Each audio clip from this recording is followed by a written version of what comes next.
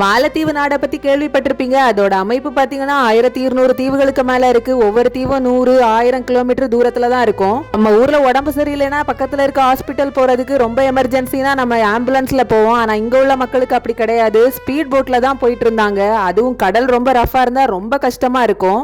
நீங்க யோசிக்கலாம் எல்லா தீவுகள்லயும் ஹாஸ்பிட்டல்ஸ் இருக்காதான்னு. இருக்கும். ஆனா எல்லா வசதிகளும் உள்ள ஹாஸ்பிட்டல்ஸ் பாத்தீங்கன்னா மாலே குலுமாலையில தான் இருக்கும். மெடிக்கல் எமர்ஜென்சிக்காண்டி ஒரு ஐலண்ட்ல இருந்து இன்னொரு ஐலண்ட் போறதுக்கு ஒரு டேஷ் ஏர்கிராஃப்டும் ஒரு சீப்ளேனும் இன்ட்ரோடியூஸ் பண்ணிருக்காங்க இந்த வருஷம். இந்த ஏர்கிராஃப்டோட சேர்த்து டாக்டர், நர்சஸ் உட்பட ஒரு 15 மெம்பர் க்ரூவும் அரேஞ்ச் பண்ணிருக்காங்க.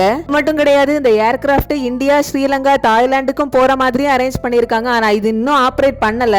இதுக்கு முன்னாடி பாத்தீங்கன்னா இந்தியா கிஃப்டா கொடுத்த டோர்னியர் ஏர்கிராஃப்டை யூஸ் பண்ணிட்டு இருந்தாங்க மெடிக்கல் எமர்ஜென்சிக்கு. அப்புறம் கொஞ்சம் டிப்ளமேட்டிக் இஷ்யூஸ் வந்தனால கொஞ்சம் ஹால் பண்ணி வச்சிருந்தாங்க. இப்ப மறுபடியும் ரெஸ்யூம் பண்ணிட்டாங்க.